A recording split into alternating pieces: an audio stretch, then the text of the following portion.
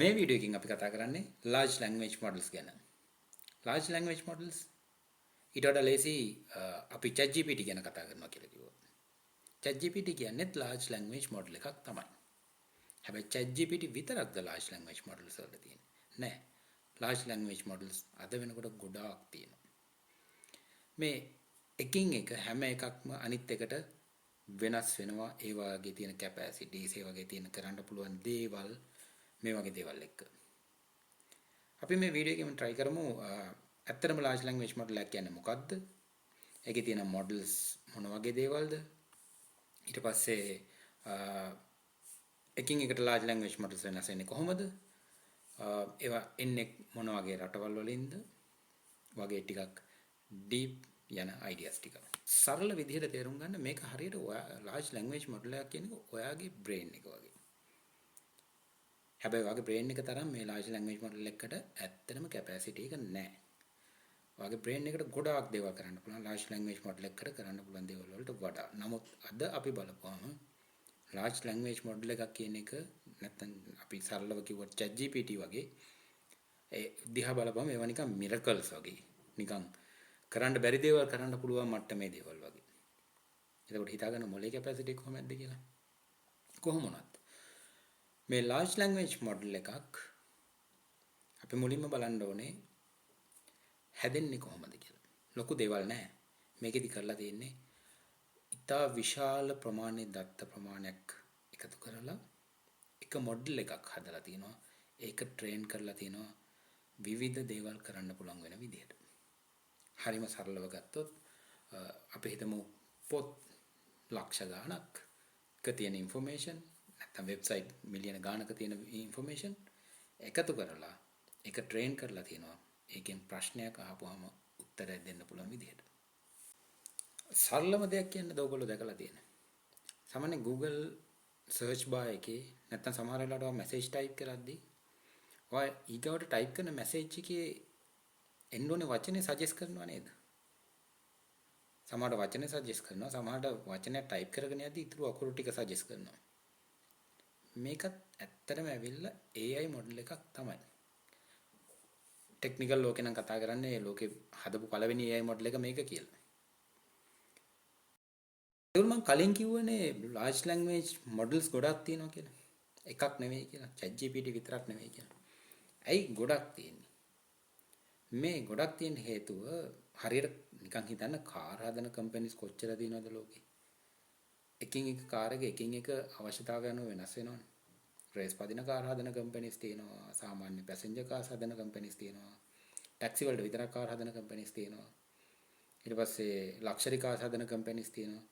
මේ වගේ කාවලත් එකින් එකට පර්පස් එක අනුව හදන මොඩල්, ඒ වගේ තියෙන කැපැසිටිස්, ඒ වගේ තියෙන ෆැසිලිටිස් හැමදේම වෙනස් වෙනවා.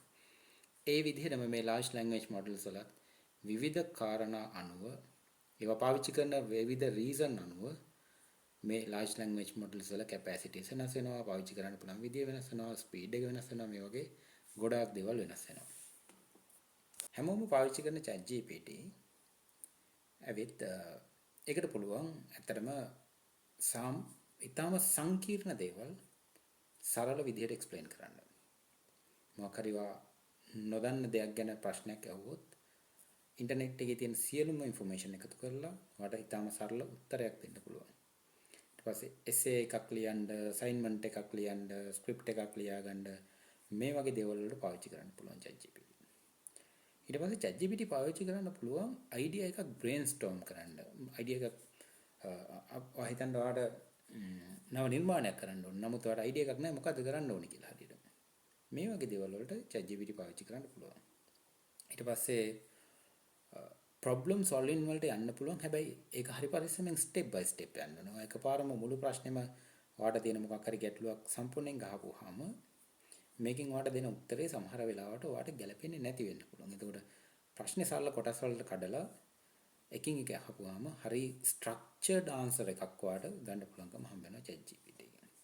ඊට පස්සේ coding assistant කෙනෙක් විදිහට වැඩ කරන්න පුළුවන්. නමුත් මම කියන්නම් මම ඒකයි එහෙම ලොකුවට මේවා කරන්නේ නැත්තේ කියලා. ඒ වගේම සබ්ජෙක්ට් එකක් ගැන ඉගෙන ගන්නවා නම් ඔයාලට ChatGPT එක සබ්ජෙක්ට් එකක් ඉගෙන ගන්න ටීචර් කෙනෙක් විදිහට පාවිච්චි කරන්න, ටියුටර් කෙනෙක් විදිහට පාවිච්චි කරන්න පුළුවන්. දෙවෙනි මොඩල් එක Claude. Claude ගැන ලංකාවේ සාමාන්‍ය software පැත්තේ ඉන්න අය ටිකක් හොඳට දන්නවා Claude ගැන. ඒගොල්ලෝ coding වලට පාවිච්චි කරන මේ Claude කියන මොඩල් එක. මේකත් ඇමරිකාවේ ChatGPT වගේම ඇමරිකාවේම හදපු මොඩල් එකක්. Anthropic කියන ආයතනයේ ChatGPT එක කලින් වැඩ කරපු රිසර්චර්ස්ලා කීප දෙනෙක් එකතු වෙලා අලුතෙන් පටන් ගත්ත එකක්. මේක ඇත්තටම මේ කෝඩින් පැත්තට සහ රෂනල් තින්කින් පැත්තට හොඳයි කියන අදහසින් කෝඩින් වලට පාවිච්චි කරන මේ software පැත්තේ ඉන්න අය. මේ Claude එකේ තව විශේෂ දේවල් ටිකක් තියෙනවා. සාමාන්‍යයෙන් Claude එකට පුළුවන් long documents analysis කියන්නේ ඔය legal side එකේ වගේ තියෙන documents analysis වගේ දේවල් වලට කියන්නේ ලොකු intention එකක් දෙන්න ඕනේ දේවල් වලට. අන්න ඒ වගේ වැඩවලදී Claude එක පෙන්නලා තියෙනවා ඊටමත් හොඳ capacity එකක්. ChatGPT වලට සාපේක්ෂව. මම ඉස්සලා කිව්වා ChatGPT එකේ තියෙන දේවල් ටික නමුත් මේකෙදී ඊට වඩා වෙනස් දේවල් ටිකක් තියෙනවා. සමහර වගකීමෙන් කරන්න ඕනේ දේවල් මේක ඇතුලේ සරල ප්‍රශ්න අහලා උත්තර එහෙම ගන්න පුළුවන්. නමුත් ඒවා සංකීර්ණ වෙඩි වෙනවා. මේකෙන් ගත්තාම. ඒ නිසා මේක ඇත්තටම පාවිච්චි කරන්න පුළුවන් ලීගල් සයිඩ් එකට ඊට පස්සේ මෙඩිකල් අපි හිතමු සාමාන්‍යයෙන් ඔය මෙඩිකල් සයිඩ් එකේ පාවිච්චි කරන ડોකියුමන්ටේෂන් වලට large file set එකක් සමරයිස් කරගන්න වගේ දෙයකට මේ වගේ දේවල් වලට පාවිච්චි කරන්න පුළුවන් හොඳ tool එකක් Claude කියලා කියන්නේ. මේක Claude කියනවා ඔක කම්පැනි එක ඇතුළෙම ඉන්න අයත් විවිධ නම් පාවිච්චි කරලා ඊට පස්සේ ඒකට පොඩි controversial එකකුත් හැදිලා පස්සේ කම්පැනි එකම මේක Claude කියන නම පාවිච්චි කරන්න තීරණය කරලා තිබ්බා. නමුත් ඕන එකක් කියන්න පුළුවන්. එතකොට ChatGPT ආපු මුලම හැමෝම කියන්න පටන් ගත්තා right okay now Google is over. Google එකට තියෙන මේන්ම කම්පිටිටර් ChatGPT. දැන් ChatGPT තියෙන නිසා Google එක ඉවරයි කියලා. නමුත් ඇත්තම කතාව Google එක ටික කාලයක් ඒගොල්ලන්ගේ අඩියක් පස්සට අරගෙන ඒගොල්ලන්ගේ සම්පූර්ණ කැපැසිටි එකම දාලා ඒගොල්ලෝ ඩෙවලොප් කරා මේ හා සමානම large language model එකක් Gemini. ඔක Gemini කියලා අපි කියවනකොට අපිට පුරුදු විදිහට අපි කියවනකොට ඔක කියවන්නේ Gemini කියලා. නමුත් ඒගොල්ලෝ කියන්නේ ඒකට Gemini කියලා. මේ මොඩල් එක ඇත්තටම අද වෙනකොට සාමාන්‍යයෙන් content writersලා එතකොට මාකටිං ඩිජිටල් මාකටිං කරන අය මේ වගේ ටිකක් ක්‍රියේටිව් පැත්තේ වැඩ කරන අය ටිකක් වැඩිපුර ඇප්‍රීෂিয়েට් කරන ඇප් එකක් වෙලා තියෙනවා. මොකද Gemini එකට ඒ ක්‍රියේටිව් සයිඩ් එකේ තියෙන කැපැසිටි එක වැඩි. අනිත් ගොඩාක් large language models වලට වඩා. එතකොට මේ ඉන්ඩස්ට්‍රි එක ඇතුලේ මේ large language model කියන ඉන්ඩස්ට්‍රි එක ඇතුලේ නිකන් අර බෝම්බයක් ගැහුවා වගේ වැඩක් වුණා. මේ චීනෙන් හැදුවා මොඩල් එකක් DeepSeek කියලා. ඔයගොල්ලෝ පාවිච්චි කරලා ඇති අනිවාර්යයෙන්. ඔයගොල්ලෝ දන්නවත් ඇති. DeepSeek කියන මොඩල් එක ආපුවාම ගොඩක් අය ඒකට ටිකක් බය වුණා. හේතුව DeepSeek කියන මොඩල් එකේ වෙනම කැපැසිටිස් ටිකක් තියෙනවා. ඔය අපි කතා කරපු හැම මොඩල් එකකටම කම්පීට් කරන්න පුළුවන් විදිහ. ඒකේ රීසනින් කැපැසිටි එක මාර්ම හයි. සාමාන්‍ය මැතමැටිකල් දේවල් තර්කානුකූලව හිතන දේවල් ඊට පස්සේ ස්පෙෂලි ටෙක්නිකල් ප්‍රොබ්ලම් සොල්විං කියන එක ඉතාම හොඳ මට්ටමක තියෙනවා මේ DeepSeek කියන මොඩල් එක ඇතුලේ.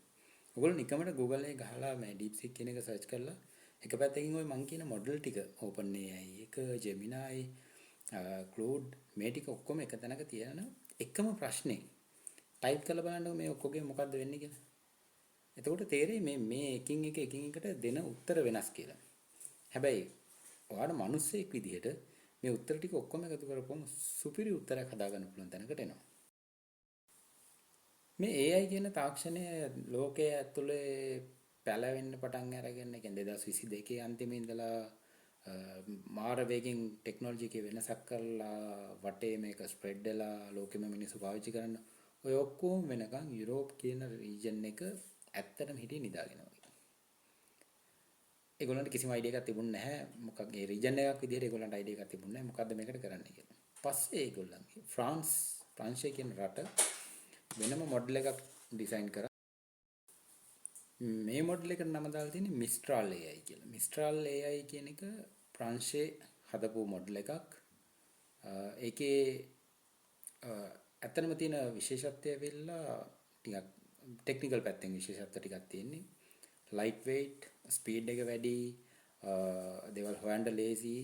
එරන් හැබැයි ලොකුවට අර කලින් අපි කතා කරපු large language model එකක් එක්කවත් එහෙම ලොකුවට කම්පීට් කරන්න පුළුවන් ඇඩ්වාන්ටේජ් එකක් තියෙන එකක් නෙවෙයි. නමුත් ඒ හා සිමිලර් එකක්. ඒගොල්ලන්ගේ මේන් පර්පස් එක උනේ